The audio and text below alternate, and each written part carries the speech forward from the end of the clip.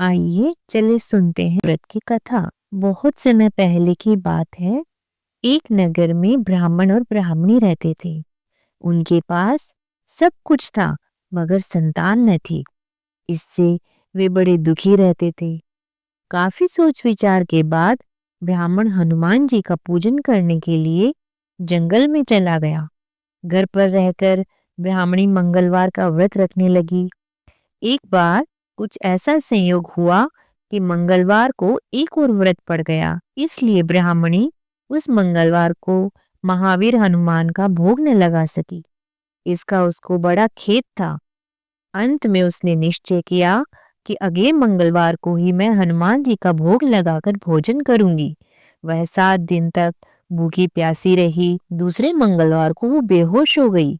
उसी बेहोशी में हनुमान जी ने उसे दर्शन देकर कहा, मैं तेरी भक्ति भावना से प्रसन्न हूँ। तुमको मैं मंगल रूपी बालक देता हूँ। तू इसे अपना पुत्र जान, यह तेरे सारे कष्ट दूर करेगा। ऐसा कहकर हनुमान जी अंतर्धान हो गए। सुंदर बालक को पाकर ब्राह्मणी अत्यंत प्रसन्न हुई।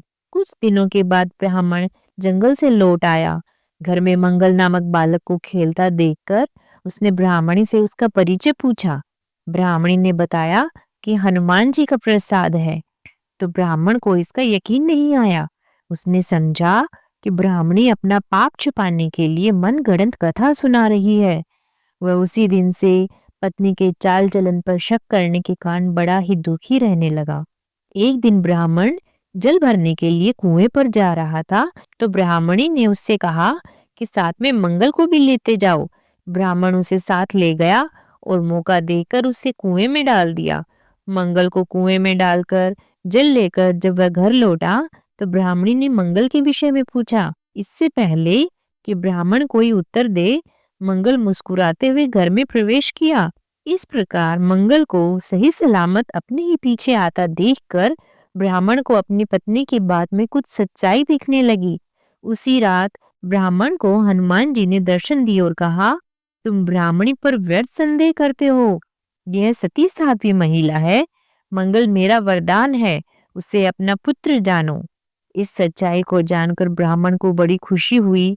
वह तभी से मंगलवार को हनुमान जी का व्रत रखने और कथा सुनने लगा। धीरे धीरे उसके सभी दुख और अभाव समाप्त हो गए। बोलो जय बजरंग बली।